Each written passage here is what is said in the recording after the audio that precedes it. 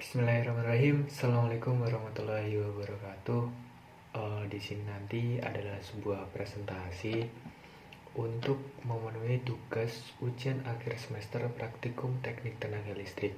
Nah, di sini nanti ada beberapa subtema materi yang akan disampaikan terkait generator. Jadi nanti ada beberapa subtema. Mungkin ada dua subtema, yaitu nanti uh, yang pertama itu ada generator magnet permanen dan juga generator magnet non permanen. Nah, untuk kita lanjut ke presentasi, mungkin sebelum kita ke presentasi dan menginjak ke materinya, mungkin kita terlebih dahulu perkenalan.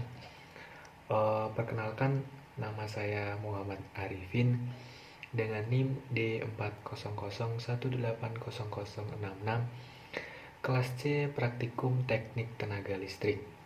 Nah, mungkin itu sedikit perkenalan dari saya sebelum kita lanjut ke materi yang akan disampaikan ataupun yang akan dipresentasikan di sini nanti. Mungkin sebelum kita menginjak ke generator magnet permanen dan juga generator magnet non permanen, kita mengenal terlebih dahulu apa sih itu generator.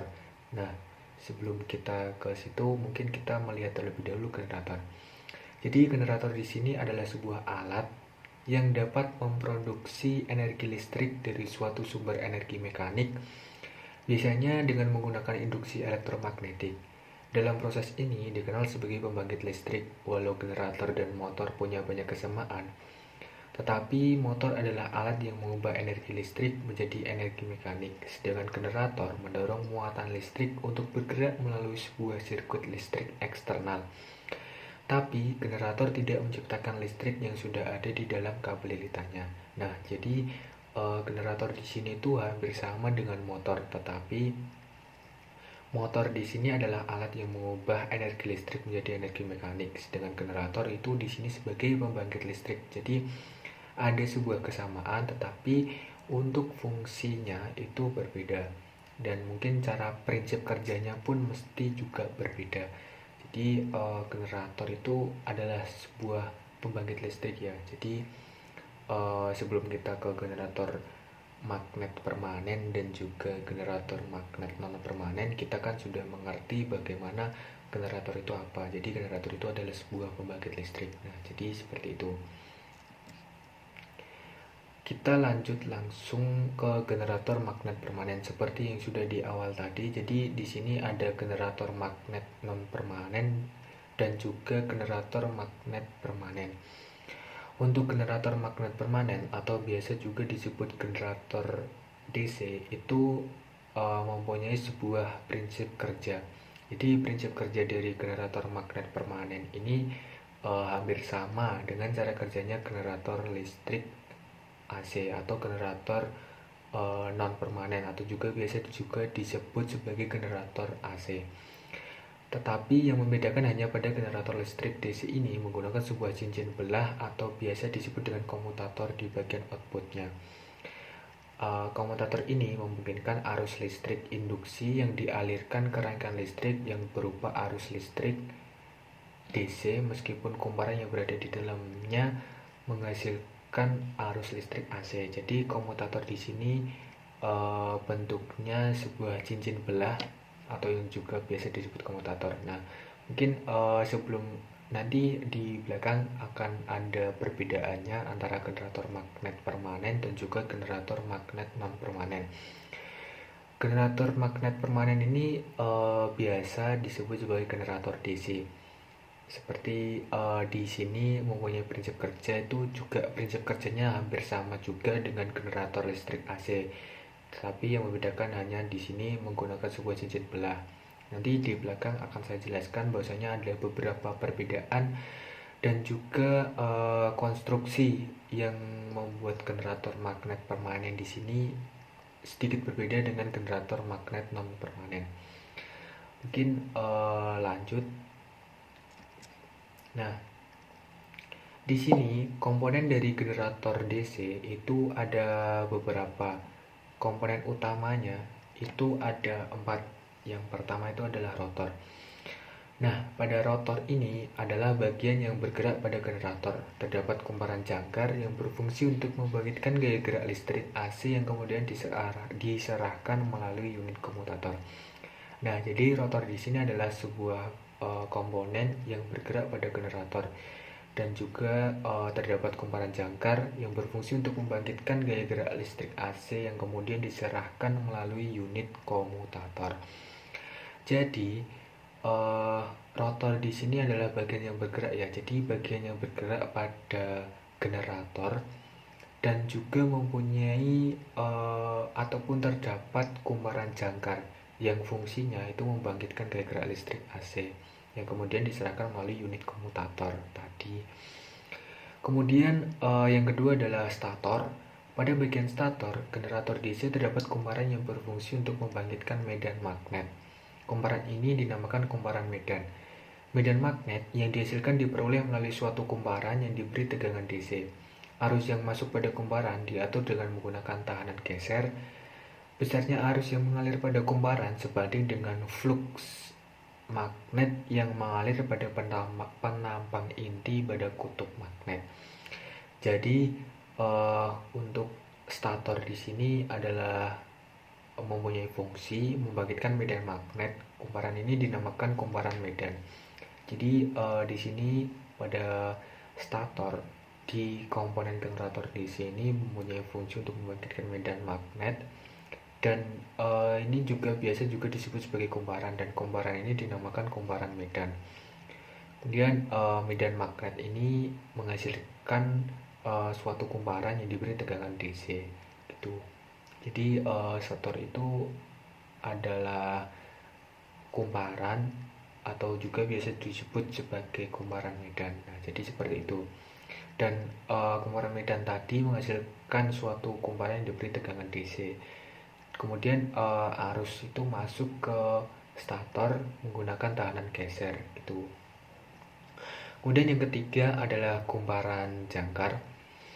Untuk kumparan jangkar itu berfungsi untuk membangkitkan gaya gerak listrik atau EMF melalui kumparan yang berputar sehingga memotong flux magnet yang dihasilkan kumparan medan dari arah kutub utara menuju kutub selatan medan magnet.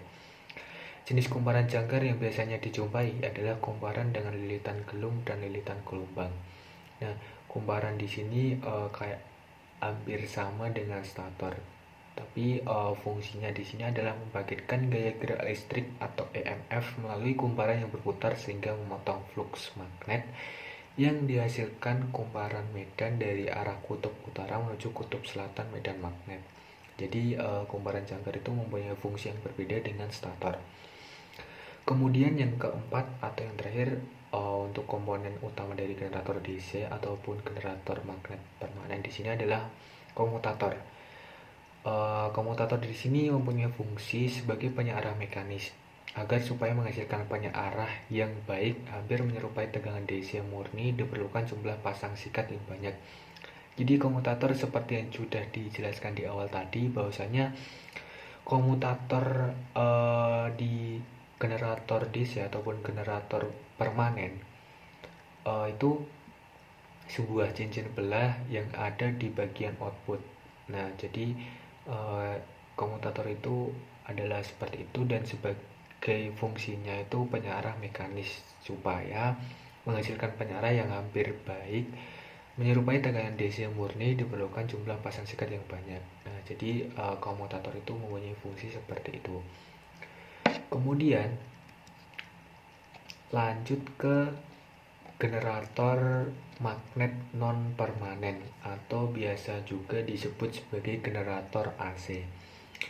Pada prinsip kerja generator magnet non permanen atau juga biasa disebut sebagai generator AC itu bekerja berdasarkan atas prinsip dasar induksi elektromagnetik. Tegangan bolak-balik akan dibangkitkan oleh putaran medan magnetik dalam kumparan jangkar yang diam. Dalam hal ini, kumparan medan terletak pada bagian yang sama dengan rotor dari generator. Nah, mungkin bedanya ada di komutator di sini. Nah, di sini kumparan komutatornya itu berbentuk cincin penuh gitu. Tetapi pada bagian generator magnet permanen itu berbentuk sebagai cincin belah. Nah, jadi perbedaan dari komponen salah satu komponen dari generator magnet non permanen dan juga generator magnet permanen itu berada di komutatornya. Pada generator magnet non permanen itu komutatornya berbentuk cincin penuh, jadi berbentuk lingkaran penuh, tetapi pada generator magnet permanen itu berbentuk cincin belah, jadi ada sisi kanan dan sisi kirinya, dan itu berada di output dari sebuah generator. Nah, jadi perbedaannya seperti itu, dan juga prinsip kerjanya itu juga sama, tetapi ada juga perbedaan yang membedakan bahwasanya ini adalah generator magnet non permanen dan juga generator magnet permanen, seperti itu. Mungkin lanjut, di sini ada konstruksi generator AC. Jadi generator DC itu atau biasa juga disebut generator magnet permanen itu mempunyai konstruksi yang berbeda dengan konstruksi dari generator AC ataupun komponen dari generator AC. Komponen dari generator AC itu yang pertama adalah rangka stator. Rangka stator di sini adalah badan atau bodi utama dari sebuah generator, biasanya terbuat dari baja. Kemudian yang kedua adalah stator, yaitu bagian yang menempel ke rangka generator, dan ada lilitan stator yang nantinya berfungsi sebagai induksi gaya gerak listrik atau biasa juga disebut sebagai GGL. Stator sendiri terbuat dari bahan ferromagnetik yang berlapis dan ada alur buat lilitan dan pada stator tersebut. Kemudian yang ketiga adalah rotor, yaitu rotor adalah bagian generator yang berputar dan ada magnet dengan lilitan yang terbuat dari tembaga. Nah, jadi seperti itu. Kemudian yang keempat adalah slip ring. Nah, slip ring ini yang dimaksud adalah komutatornya tadi.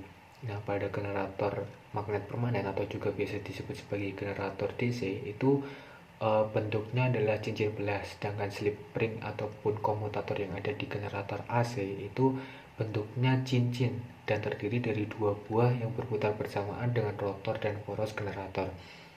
Nah, komutator ini ataupun slip ring ini biasanya terbuat dari bahan tembaga ataupun kuningan.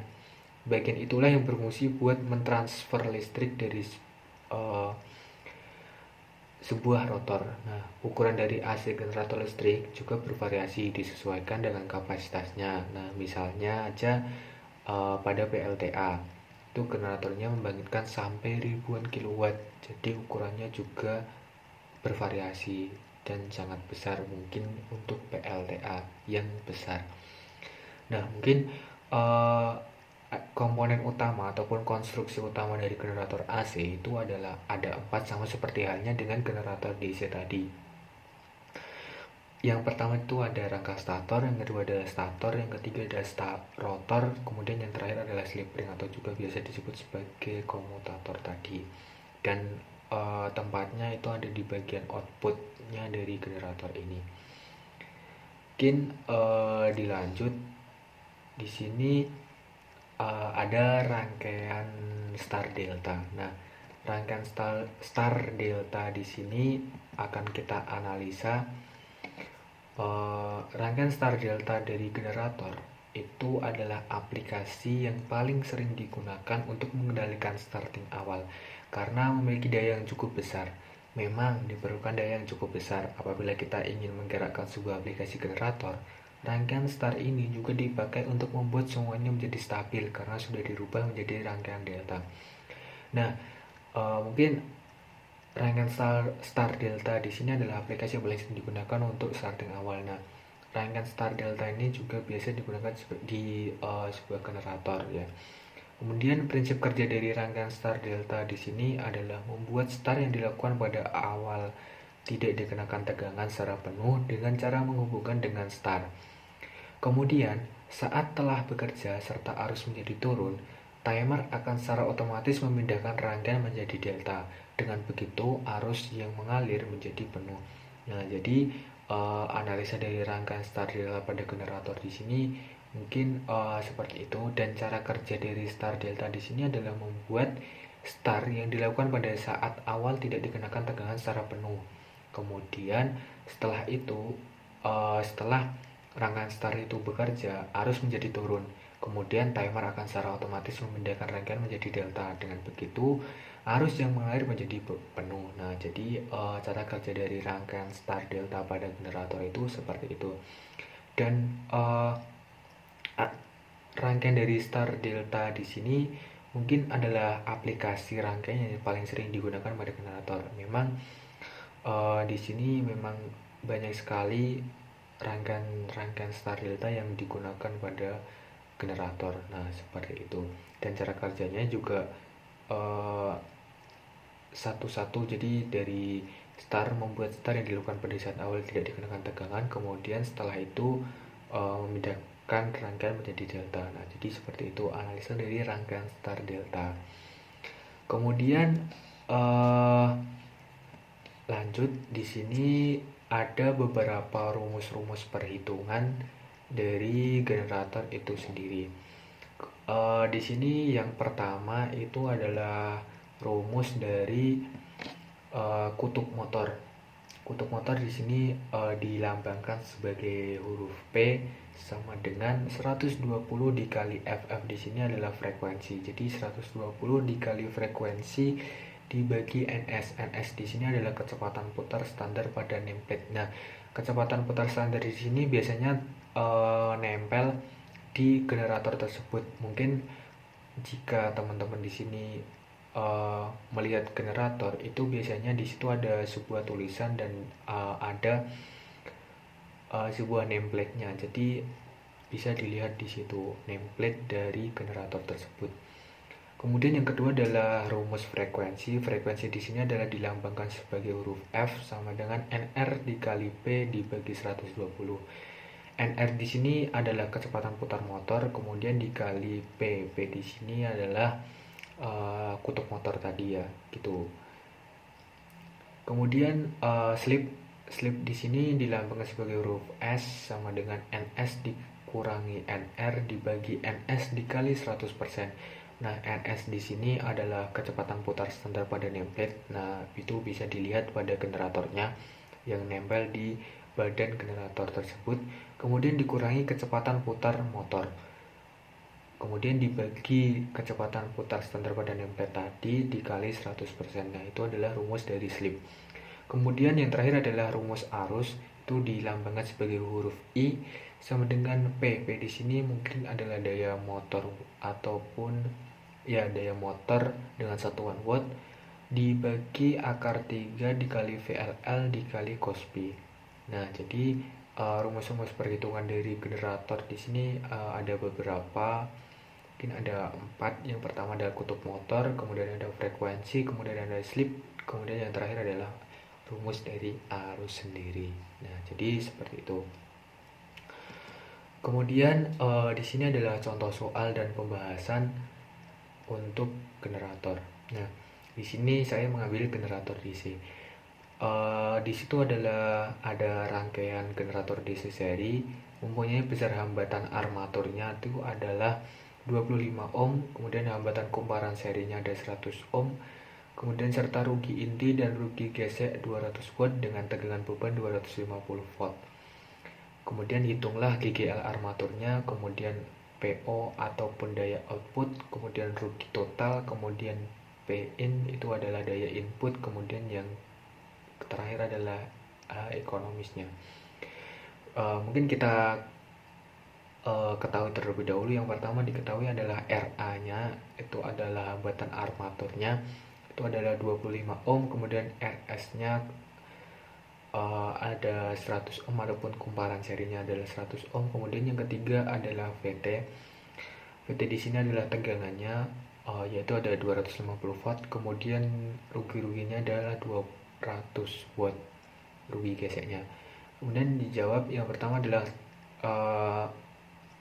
rang R totalnya, yaitu rumusnya adalah RA ditambah RS. RA tadi adalah hambatan armaturnya, kemudian RS nya adalah kumparan serinya. Jadi 25 ditambah 100 sama dengan 125 ohm.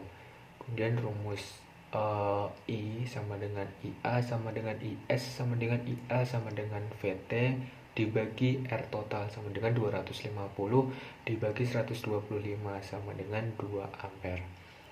Yang A itu adalah kita disuruh mencari GGL armaturnya, yaitu rumusnya adalah EA sama dengan IA dikali RA plus IS dikali RS plus VT sama dengan I dikali RA plus I dikali RS plus VT sama dengan I dalam kurung RA plus RS plus VT.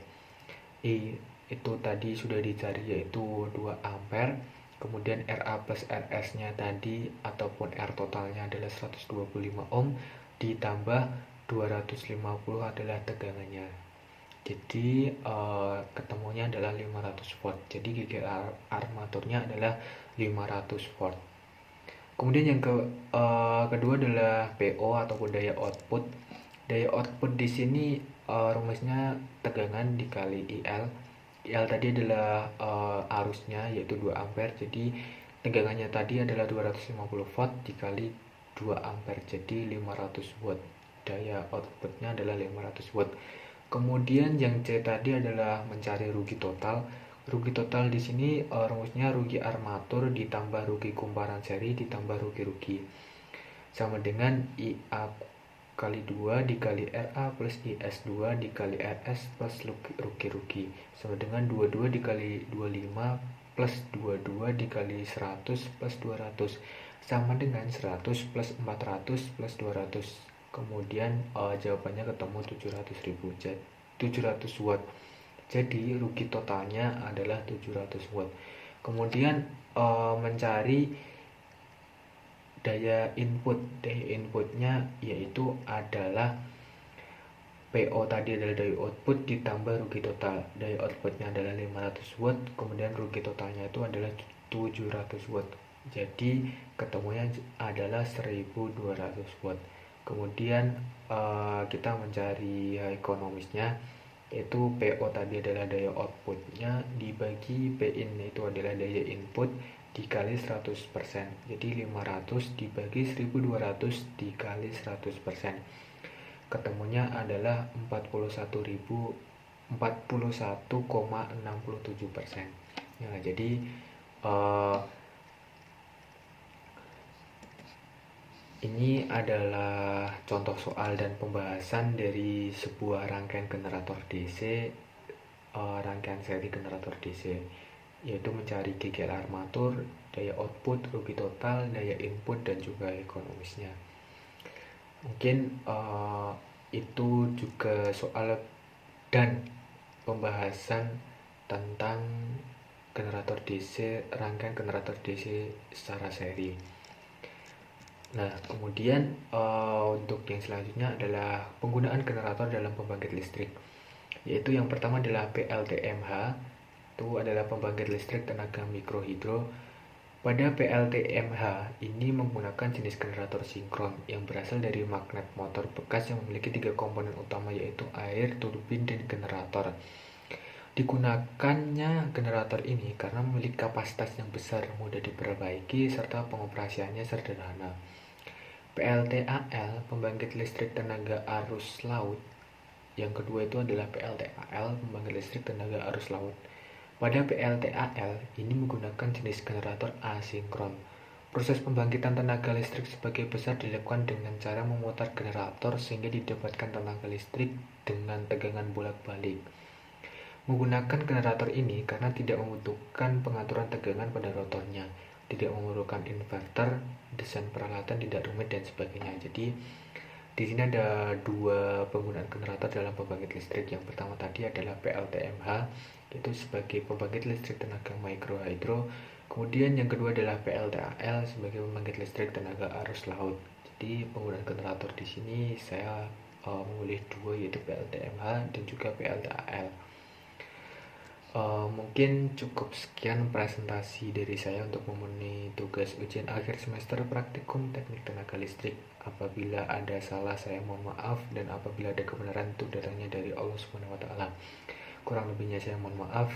Billahi taufiq wal hidayah. Wassalamualaikum warahmatullahi wabarakatuh.